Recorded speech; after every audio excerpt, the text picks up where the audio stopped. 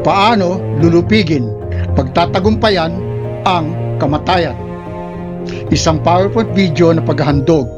Ako po si Herschel Bubo Tolentino, nakilala rin bilang si Bala Krishnadas, ay ang inyong tagapagkwento na may paglalarawan. Unang bahagi, kamatayan ang pinakakasukdulang masama. Mukhang ang kamatayan ay itinuturing ng iba na ang pinakasukdulang masama. Ang pinakamasamang bagay na mangyayari sa bawat isa sa atin, wala itong sinasanto. Kapag may namatay, halimbawa, kapag ang pagkagiliw natin sa kanya ay gano'n na lamang katindi, lalo't ang minamahal, iyon ay lubhang napakasakit, napakapait at napakalaking kapinsalaan. Mayroong pighati, mayroong pagkalito na minsan tayo ay mahumahantong sa sama ng loob. Sinira mo ang iyong pangako, bakit mo ako iniwan? Tas may pagtatanggi, sa dinami-dami ng tao sa mundo, ba't sa akin pa ito nangyari? Sa iba, ito ay parang katapusan na ng mundo. Para sa mga taong naiwan, ang pagkamatay ng minamahal ay karanasang parang isang napakalaking delubyo. Itong malalim na malungkot na pakiramdam dahil sa ultimong pagkawala ng minamahal ay mukhang mananatili habang buhay. Ang pagkakabalisang ito ay nananatili dahil din na sa wala na tayong impormasyon kung ano na bata ang nangyari sa ating mahal na lumisan. Kalauna naman, nalalampasan din natin at tayo ay sumusulong. Kailangang magtuloy-tuloy lang ang buhay kahit wala na siya. Ang tawag rito ay tanggap mo na. Dahil sa mga relihiyosong oryentasyon, tayong lahat ay may ganitong maliit na impormasyon, bagamat hindi naman malinaw, na ang tao ay lumisan lamang, umalis lamang, na siya ay umiiral pa rin, pero nasa ibang lugar na. Yun nga lang, kung saan man, hindi na natin yon matarok ng ating limitadong mga pandama at kaisipan. Minsan, para mabagabag ang ating kalooban, atin na lamang itong sinasaklaw ng ganito. Ay, sa wakas, ngayon ay kasama na siya ng kanyang tagapaglikha. Kasama na niya ang tagapaglikha niya. O kaya sa wakas, ngayon ay makasama na silang nagpapahinga sa langit. Magpakailanman. Hindi naman palagi ang ganun yun.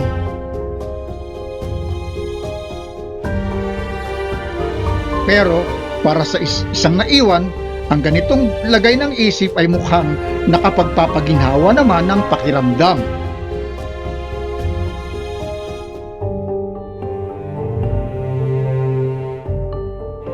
Gayunpaman, para sa isang permanenteng kaginhawaan na ating matinding pinananabikan sa ating mga puso na sa totoo lang ay kaya namang makamit,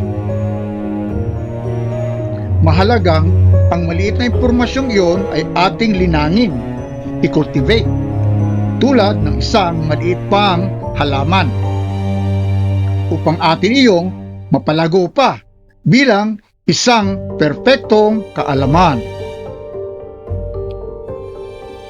Ganyan na layunin ng PowerPoint video ang paghahandog na ito. Sa kabutihan ng perpektong kaalaman, bagamat hindi naman natin talaga may iwasan ang kamatayan, gayunpaman atin namang malulupig o mapagtatagumpayan ito. Ang perpektong kaalaman ay kaliwanagan.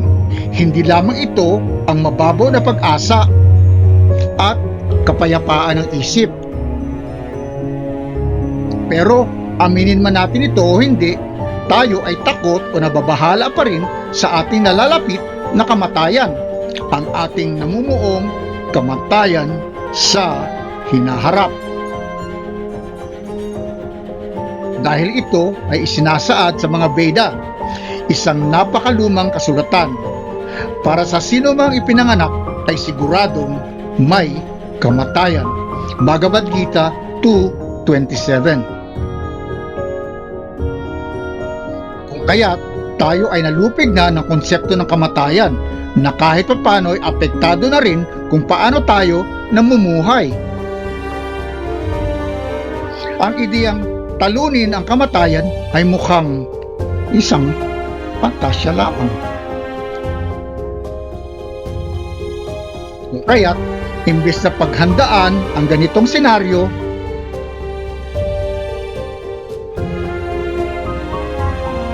na sinasabing dumarating tulad ng isang kawatan sa gabi,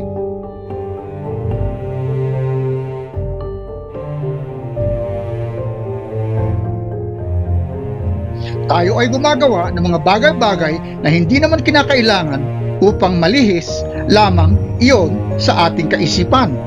Tayo ay simpleng nagliliwaliw na lamang sa paligid-ligid. Ikalawang bahagi, lahat tayo ay namamatay na. At ano ba ang ating dapat gawin ukol dito? Katunayan sa ngayon, bilang mga individual, tayo ay namamatay na. At kung tayo ay matatalino, dapat ay gumagawa na tayo ng paraan upang solusyonan ito. Para tayo nalulunod sa dagat, nagpupunyagi, nahihirapan, pumapayagpag, paibabaw upang makakuha ng hangin. At kapag tayo ay nakakuha na ng kaunting hangin, iyon ay para ng isang dakilang kaginhawaan. Atin ang nalilimutan ang ating walang katiyakang sitwasyon. At okay na rin kahit tayo ay balibagin pa ng mga alon, tangayin pa ng agos, o kaya muling lumubog. Paulit-ulit lamang. Pero hindi naman dapat maging ganito na lamang ang ating kaso ukol dito. Imbes na takasan, lumayo rito, sinusubukang iwasan ito, but hindi na lamang natin ipunin ang lakas ng ating loob at ito ay harapin. Ikatlong bahagi, ang magandang balita mula sa banal na kasulatan at guru. Ang kamatayan ay kaya nating lupigin. Ang magandang balita ay kaya nating lupigin itong mukhang pinakadyablong demonyo na to. Huwag tayong matakot dahil ang kamatayan ay kaya nating pagtagumpayan. Ang mga sumusunod na karunungan ay nagmula sa mga turo ni Jagadguru Chris Butler, isang tunay na spiritual na guro. Isang buhay na guro. Nandito pa rin siya sa atin sa mundo. Si Jagadguru ay ang pinakapangunahing autoridad ng Science of Identity o SOI na sa katunayan ay ang sinaunang Vedic na karunungan. Si Jesucristo, Socrates at kahit pa nga sina Jose Rizal at Pedro Calungsod, yung una nating Pilipinong santo, at iba pa, lahat sila ay may iisang bagay na magkakahalintulad. Ano yun? Hindi nila kinatakutan ang kamatayan. Hindi ba kayo nagtataka? Ganito yon. Kaya rin naman nating pagtagumpayan ang ating takot sa kamatayan.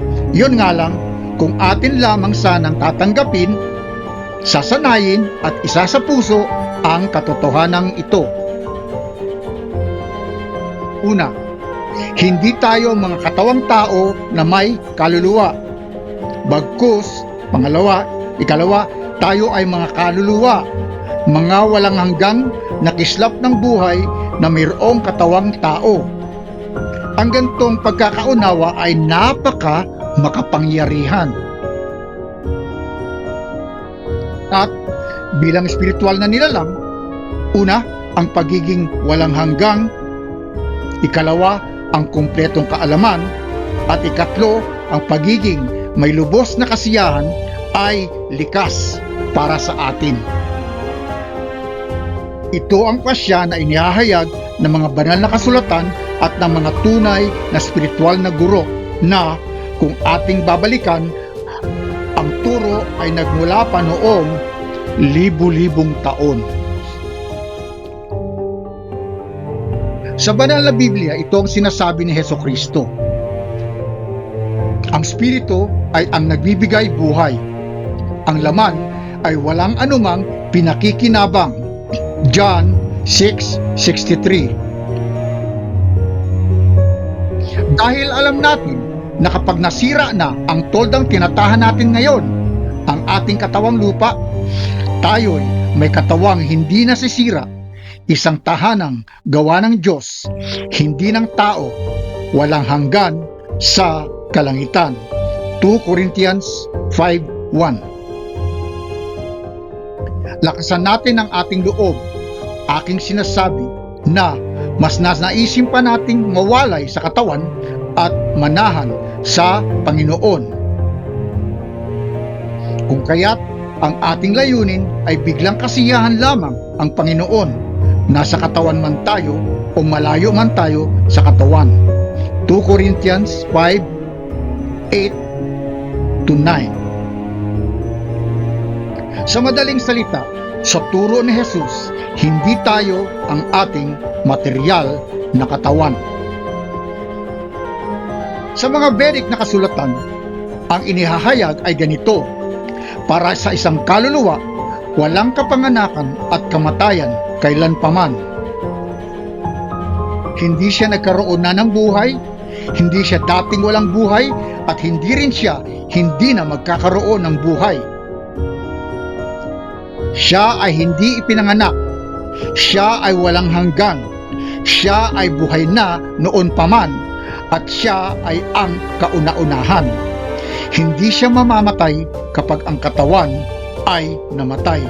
Bhagavad Gita 2:20. Kung sino man ang palagi ang nakikita na ang mga nilalang ay spiritual na kislap ng buhay, na ang kanilang kalidad ay kaparehas lamang ng sa Panginoon, siya ay ang magiging tunay na nakakaalam ng mga bagay-bagay. Kung kaya't, ano pa ba ang ilusyon o ang pagkakabalisa para sa kanya? Sri Isopanishad Mantra 7. Ika-4 na bahagi. Ang agham at filosofiya ay mayroon ding magandang balita. Hindi tayo itong ating mga katawan. Pero papaano naman ang ateista, ang tao na ikinakaila o itinatanggi ang pag-iiral ng Diyos, ang tao na hindi kinikilala ang autoridad ng inihayag ng banal na mga kasulatan? Ito yung simbolo ng atheism. Anong katotohanan ng kanyang maaaring panghawakan?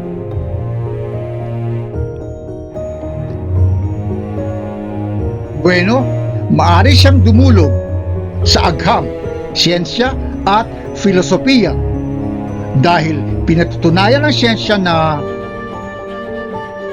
ang katawan na mayroon ka noon 5 taon ang nakararaan ay hindi na umiiral ngayon. Ito ay isang kilalang mas siyentipikong katotohanan.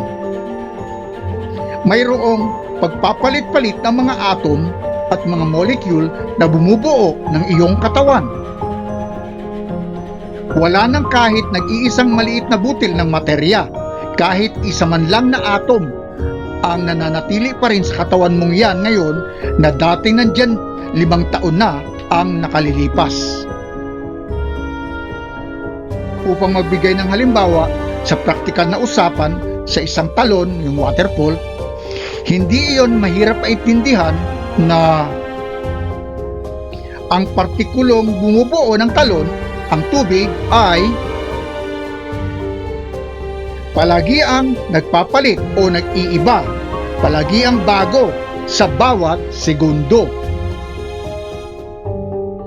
Gayunpaman, sa ating limitadong pananaw at palagay, mukhang palagi ang parehas lamang naman sa tingin. Hindi. Kahalintulad niyon, ang bawat partikulong atomic na bumubuo ng katawang tao ay palagi ang nagpapalit, palagi ang bago.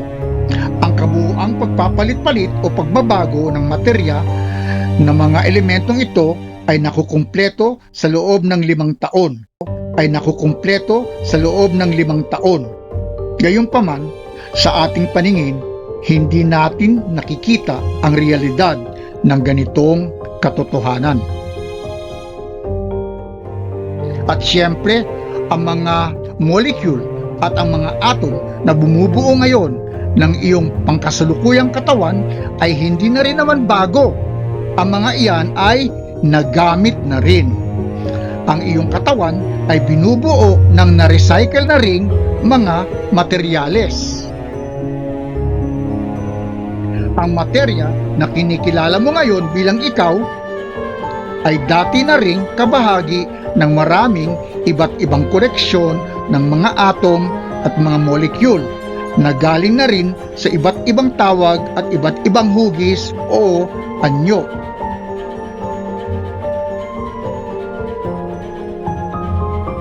Hindi natin sinasabi dito na maaaring yaong katawan mo ay umiiral pa rin, pero iba na ang anyo ngayon. Hindi ganun yon. Ang dati mong katawan ay talagang naglaho na. Ang pinagsama-samang mga atom at mga molecule na lumilitaw ngayon, na lumilitaw noon, marami ng taon ngayon bilang iyong mga laman, buto, dugo, buhok at iba pa ay hindi na umiiral ngayon. Pero gayunpaman, ikaw ay umiiral pa rin. Kung kaya't, kung ikaw nga ba yung katawan mo, paanong ito magiging posible?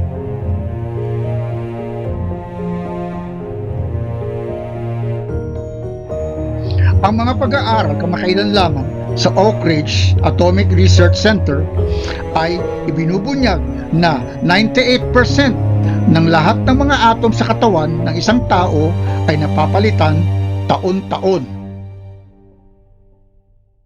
Ikaw ay nakakukuha ng bagong suot na balat buwan-buwan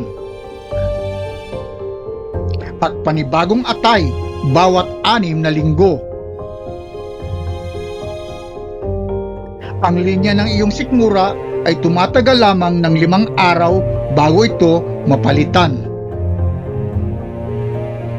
Kahit pa nga ang iyong buto na solido, matatag na parang simento tulad ng iyong pagkaakala ay hindi. Ang mga ito ay dumadaan rin sa tuloy-tuloy na pagbabago. Ang mga buto mo ngayon ay iba na rin sa iyong mga buto noong nakaraang taon. Ang mga eksperto ng pagsasaliksik sa larangang ito ay pinagtibay na sa loob ng 5 taon ay mayroong kumpletong 100% napalitan na ang mga atom sa katawan ng tao. 100%. Sa madaling salita, walang ni isang atom na mayroon ang katawan mo ngayon na nariyan pa din 5 taon na ang nakalilipas.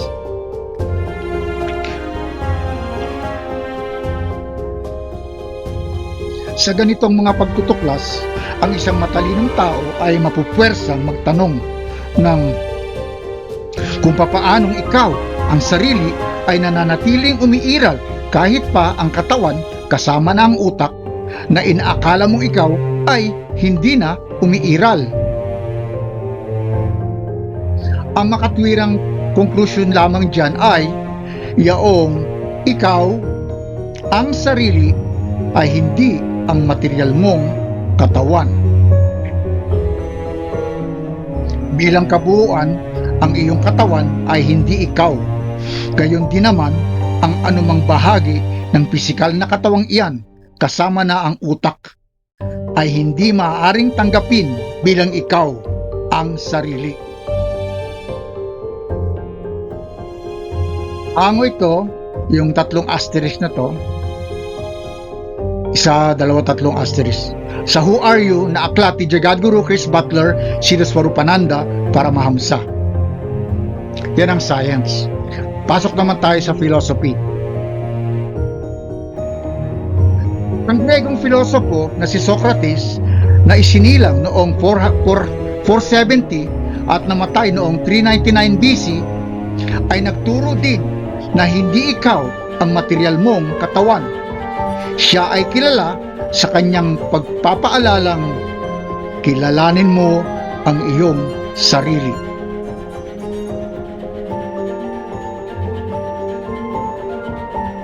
Kung kaya't tayo man ay naniniwala sa Diyos o hindi, ay mayroong mararatnang katotohanan na maaari nating maintindihan.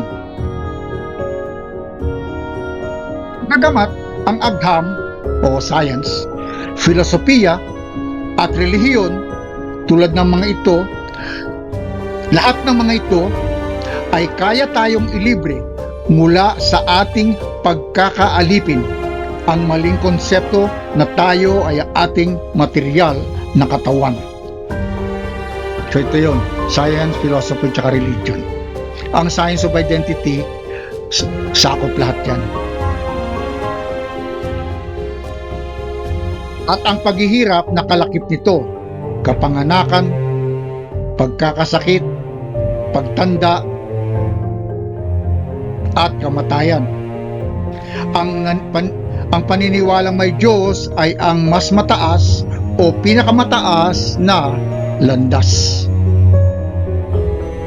Ikalimang bahagi, bilang isang deboto ng Diyos, nasa Kanya na ang lahat ng kalamangan kaysa sa iba. May dalawang dahilan ng kamatayan. Una, unti-unting namamatay dahil sa sakit o kaya ay lumalalang kapinsalaan. O kaya ay ikalawa, boom, namatay ng biglaan tulad ng sakuna o ano pamang bayolenteng dahilan.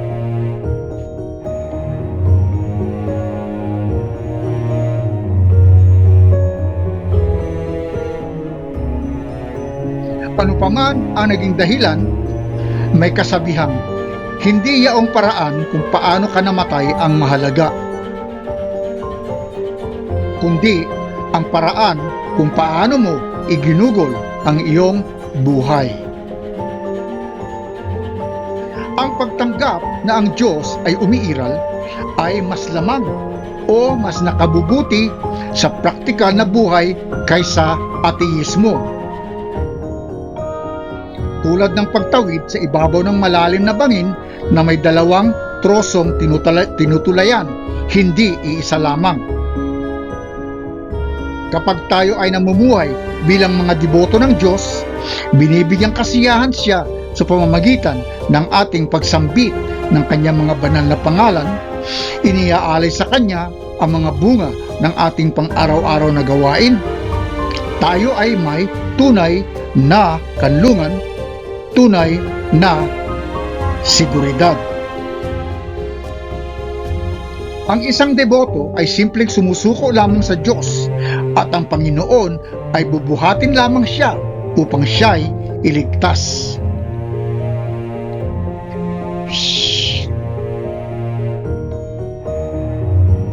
Pero ang ateista ay mag-isa lamang, nagpupunyagi, nahihirapang tawirin ang ibabaw ng bangin gamit lamang ang kanyang limitadong lakas o kapalaran upang marating ang kabila sa pamamagitan ng pagsubok na maaari rin naman siyang magkamali.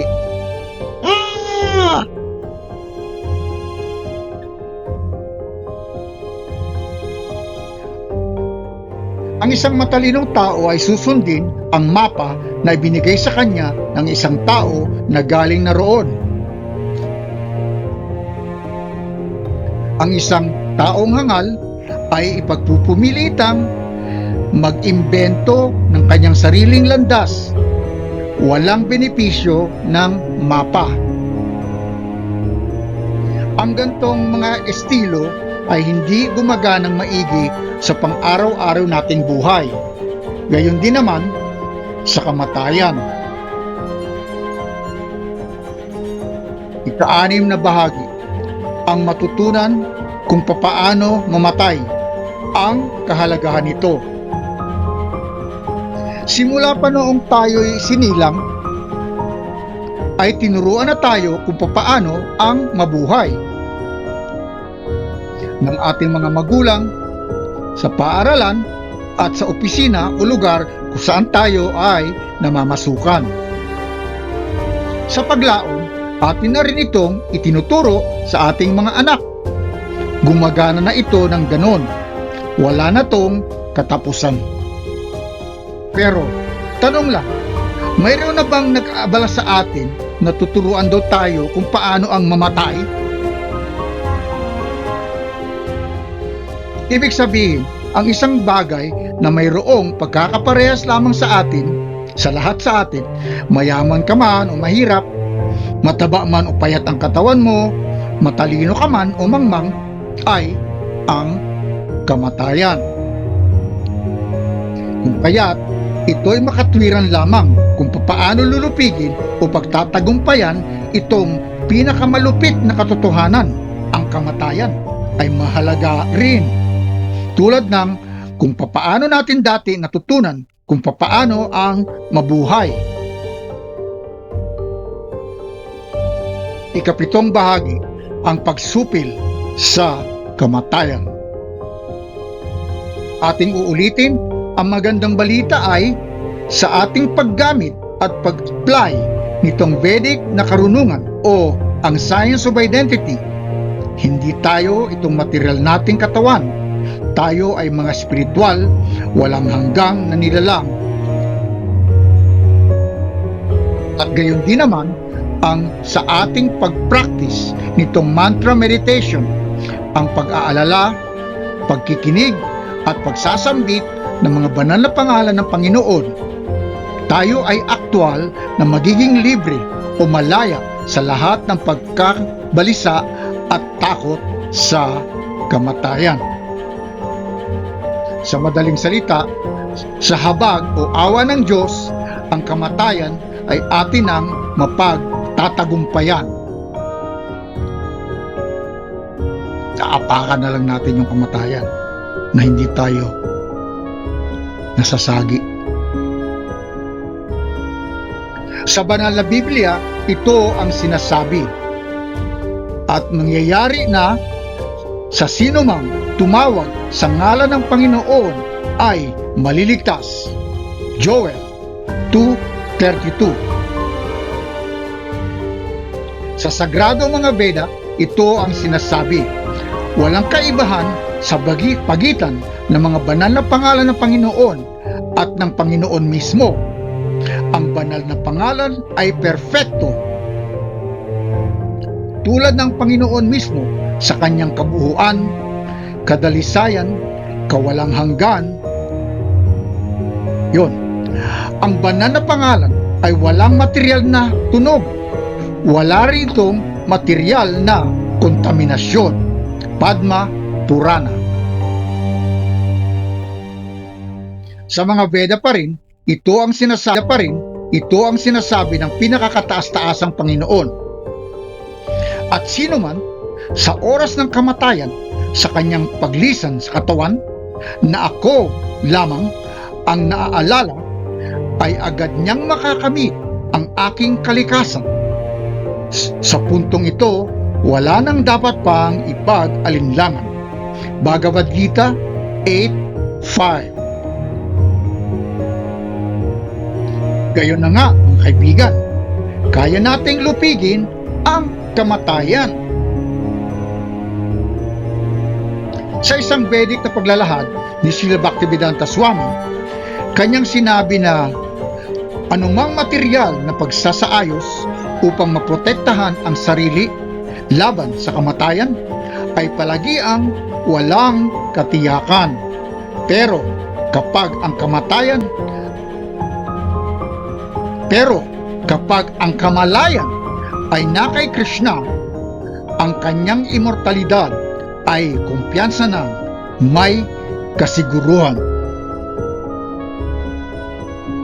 Ikawalong bahagi, isang salita mula kay Jagadguru. Ang nais ko lamang ay ibahagi itong absolutong katotohanan sa inyo. Kapag alam mo na kung sino kang talaga, kapag iyon nang naiintindihan ang katotohanan ng iyong pagkakakilanlan, ikaw ay maaari nang maging maligaya na may makabuluhang buhay.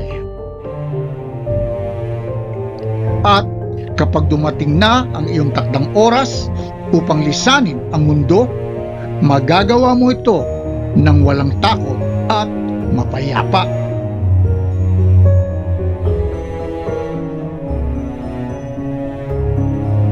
Sa ganitong paraan, kapag ako'y nakatulong na kahit nag-iisang tao lamang, sa gayon ako ay nagtagumpay na sa aking buhay. Jagadguru. Marami pong salamat.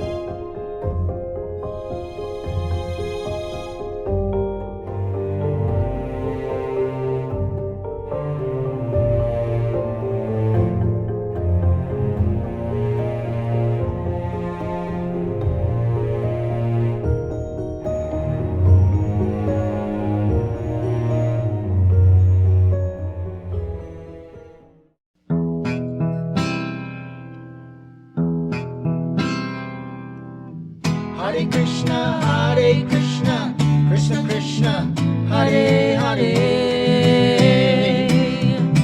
Hare Rama, Rama Rama, Hare Hare.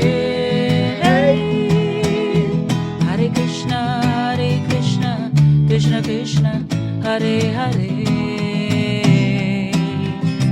Hare Rama, Rama Rama, Hare Hare. Hare Krishna, Krishna Krishna, Hare Hare, Hare Rama, Rama Rama, Hare Hare. Hare Krishna, Krishna Krishna, Hare Hare, Hare Rama, Rama Rama, Hare Hare. Haribo, Nitai ko, Haribo.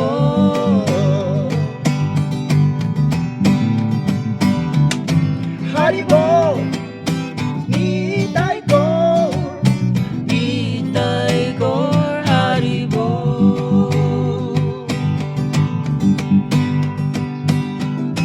Haribo,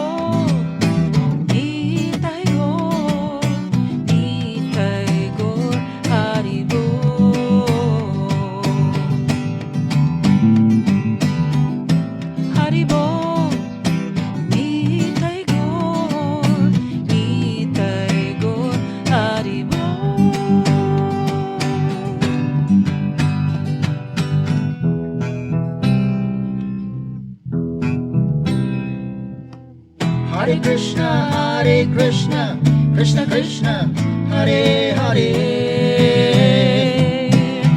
Hare Rama, Rama Rama, Hare Hare. Hare Krishna, Krishna Krishna, Hare Hare, Hare Rama, Rama Rama, Hare Hare. Hare Krishna, Krishna Krishna, Hare Hare, Hare Rama, Rama Rama, Hare Hare.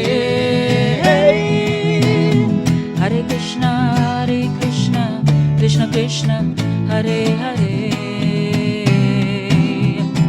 Hare Rama, Rama Rama, Hare Hare.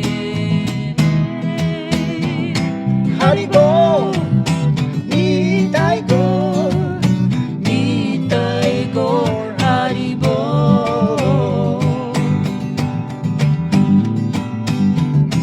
Haribo, Nitai Gaur, Nitai Gaur, Haribo.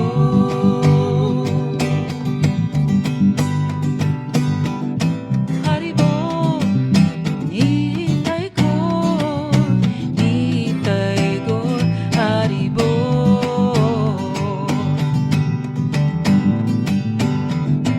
Haribo, Nitai Gaur, Nitai Gaur, Haribo.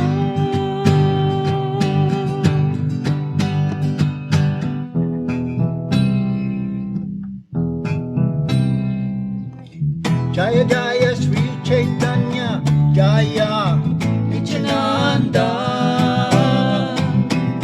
Jaya Dvaita Chandra, Jaya Gora Bhakta Vrinda. Jaya Jaya Sri Chaitanya, Jaya Nityananda, Jaya Dvaita Chandra, Jaya Gora Bhakta Vrinda. Jaya Jaya Sri Chaitanya, Jaya Nityananda, Jaya Dvaita Chandra, Jaya Gora Bhakta Vrinda. Jaya Jaya Sri Chaitanya, Jaya Nityananda, Jaya Dvaita Chandra, Jaya Gora Bhakta Vrinda. Jaya Jaya Saraswarup Ananda Paramahamsa. Jaya Jaya Saraswarup Ananda Paramahamsa. Jaya Jaya Siddha Swarup Ananda Paramahamsa. Jaya Jaya Siddha Swarup Ananda Paramahamsa. Jaya Jaya Srila Prabhupada. Jaya Jaya Gurudev. Jaya Jaya Srila Prabhupada. Jaya Jaya Gurudev. Jaya Jaya Srila Prabhupada, Jaya Jaya Gurudev. Jaya Jaya Srila Prabhupada, Jaya Jaya Gurudev.